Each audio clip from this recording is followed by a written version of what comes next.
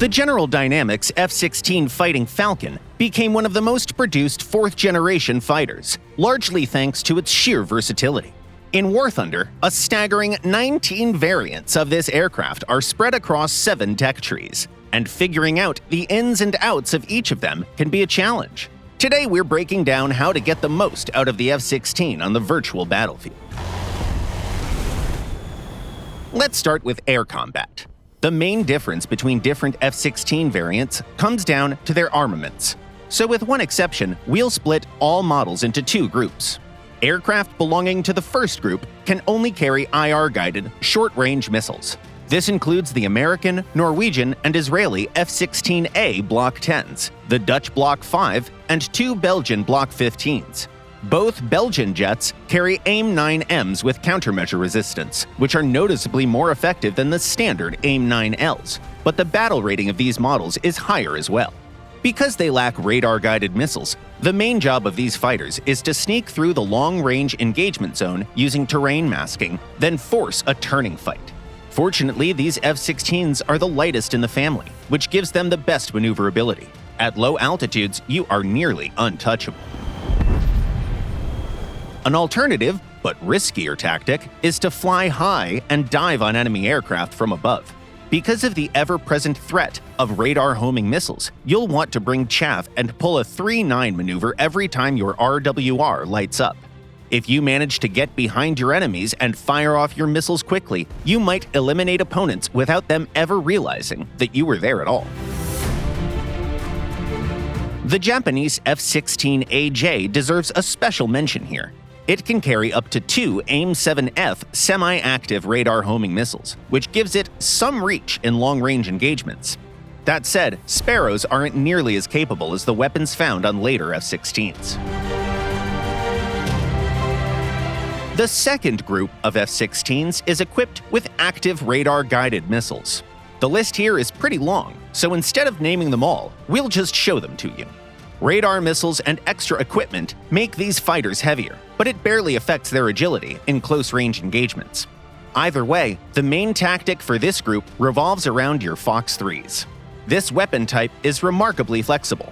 It works wonders in slow, deliberate duels at altitude, but you can also just fire off all your missiles at a group of enemies from long range and then head back to base to rearm. That said, we don't recommend blowing your entire load too quickly. You only get 6 shots. If you wait to fire your next missile until the previous one either hits or misses, you'll have more options available to you at all times. And stay ready for anything the fight throws at you. By the way, you can track your missiles on radar, through the tracking camera, or directly on the map.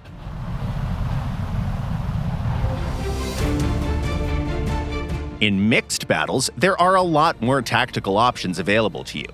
Here, it's not just your weapons that matter. Your onboard equipment also plays a huge role. Some early Block 5 and Block 10 variants rely on classic unguided munitions. Thanks to their ballistic computers, they're great for quick low-altitude hit-and-run strikes.